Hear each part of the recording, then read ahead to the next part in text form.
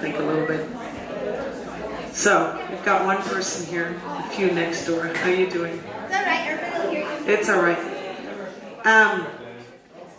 So, I want to first of all begin by giving thanks to Tammy and Anthony for creating this space for everyone to be here.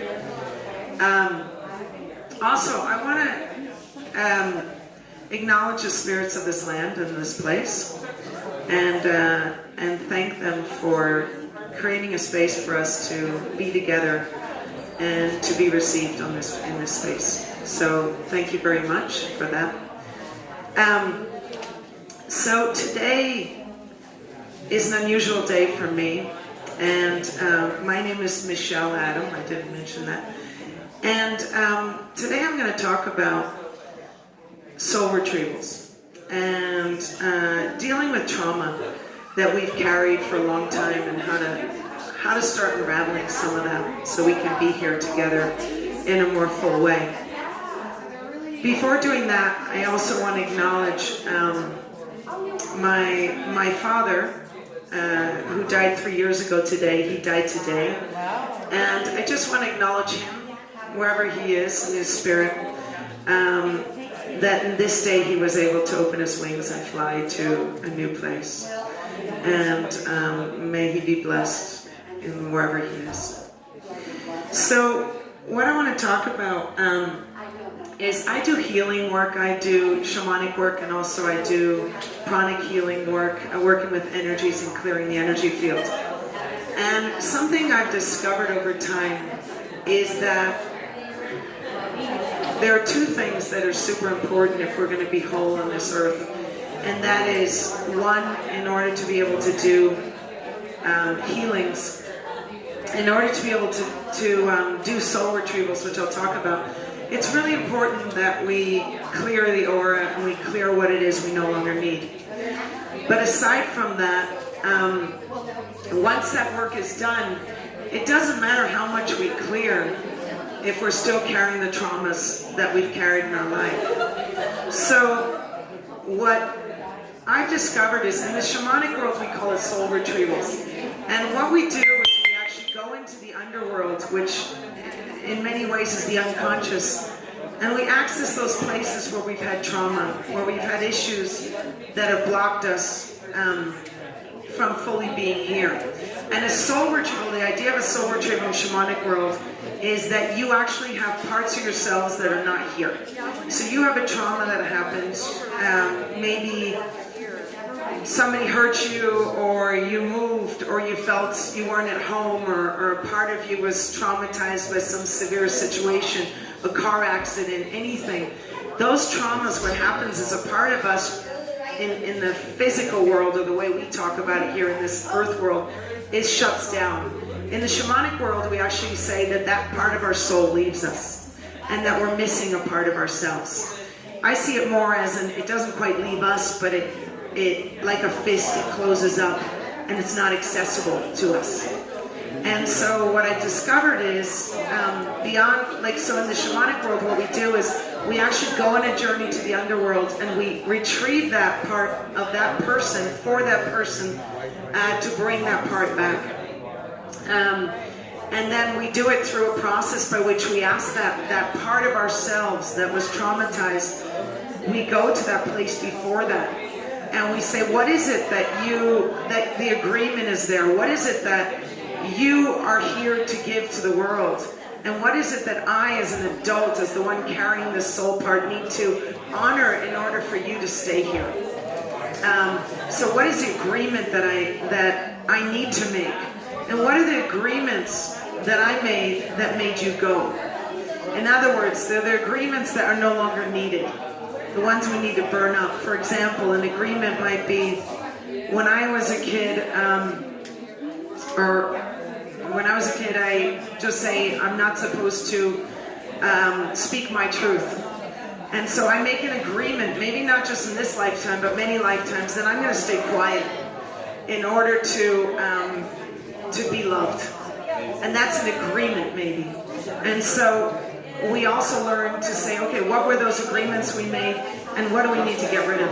Like, let's burn those agreements up, and what's the real agreement of this soul part? Why is it here? What do we need to do for this part? So, when I was a kid, I grew up in Spain, and I grew up in also Switzerland and New Jersey.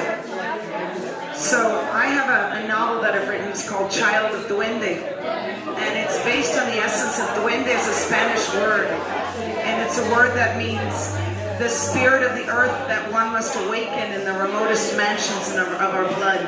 And to me, it's that soul part. It's that part of us that is connected to everything, and yet it's hiding deep, deep within ourselves. And duende is that essence of like that, being unafraid and allowing that spirit to just fly and fly through us, not fly, but move through us, through our veins, and come from the earth, and just to awaken us and to shake us up and to be like, we're here, we're alive. So I have a novel which is all about coming back to that soul part, and it takes place in Spain. And for me, I had this experience, and this goes to the soul retrieval part of when I was just a year or two ago. I'd been doing soul retrievals and doing that work in a very shamanic way. But then I ended up having a re-encounter with someone from high school. And she lives here in Albuquerque, and she found me and she said, wow, that's amazing. You were so cool in high school, and yet, and here we are, both of us. And I thought, well, I didn't feel cool in high school. I was shut down. And what happened was I went home, and a part of me that had been traumatized going from Spain to the States awoken. And I connected to that trauma, and I started crying, and I started feeling the depth of that. And rather than, in the typical shamanic way, rather than actually do a whole soul retrieval, I just sat with that part, and what I realized was, when we are scared to go to those places where we had trauma, we're scared because we think that we have to go back to the trauma. And that's the mistake. The mistake is that we don't have to go back to the trauma. We need to go to that person that was there before the trauma occurred. And we need to experience what she felt right as she was being traumatized, right before being traumatized. And that part of us that needs to have compassion for that part awakens. And what happened for me is I felt that piece of me that was so tender, and that had come from Spain, where I felt so alive and connected to the earth, and I came flying into New Jersey, billboards, Trump world. It was like the world of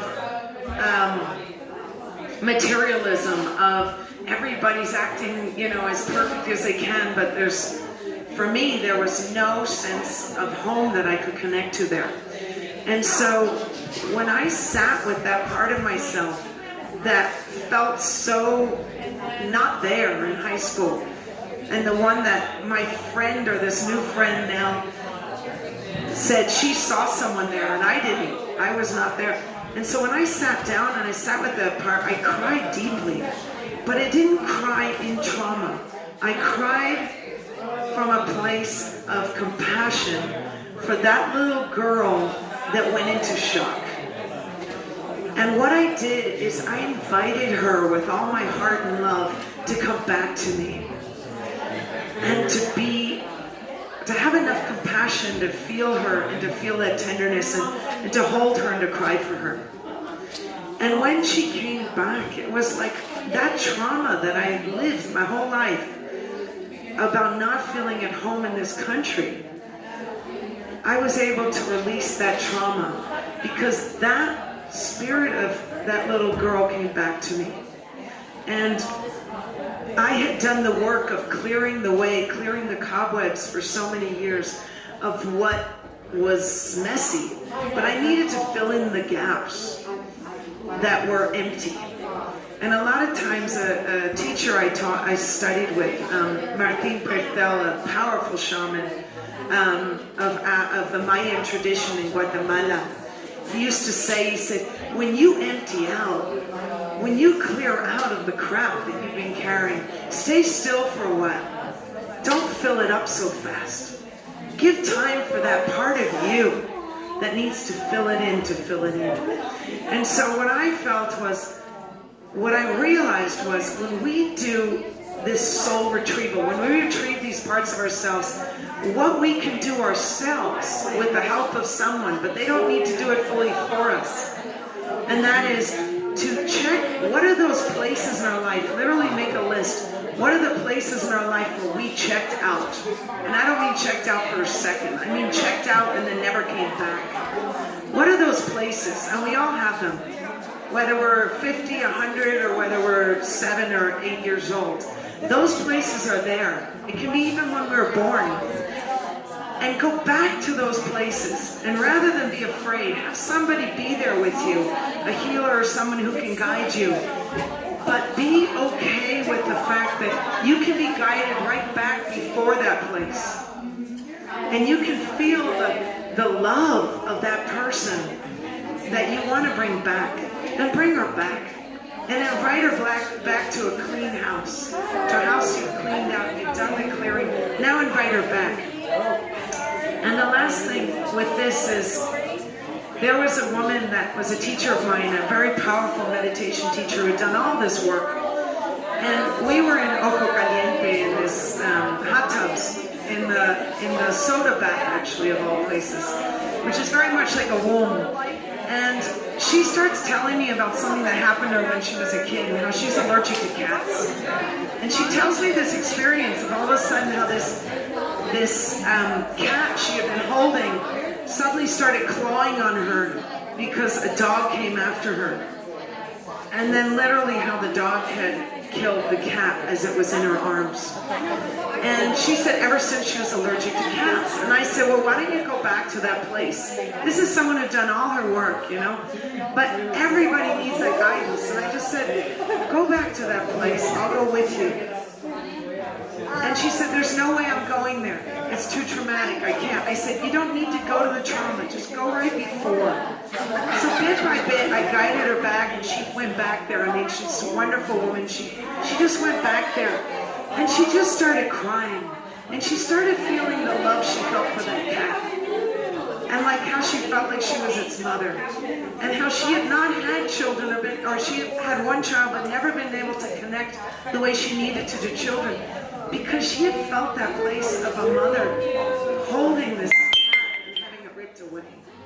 So she went through just that love place and started crying and returning that. And it was the interesting thing is for the next days, it was like a 3-year-old that she had been returned to her. And she was this most youthful, happy-go-lucky, like, I don't care what you think, I'm gonna have fun here person. And a part of her had been so serious, she realized, oh, that's over. I'm gonna have fun now, because a part of me that had taken life so seriously had been gone, and she's the one who knows what joy is, and she's back with me. So I invite anyone who's listening here, just that we have these parts of ourselves, and that if we can bring these parts back, we can be lighter. We can enjoy the life we've got, and we can give more to each other, because we're no longer as dammed up by what is filling us up, but also by what's missing. And then we don't need to be as addicted to life or to things, because that addiction usually comes from the emptiness. And we have that part of ourselves that's no longer being fed off of, but that is home, and that's with us. So that's a little sharing just in terms of soul retrieval and what's possible.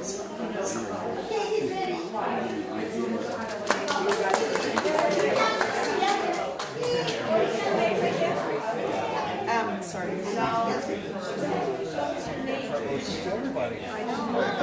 Yay!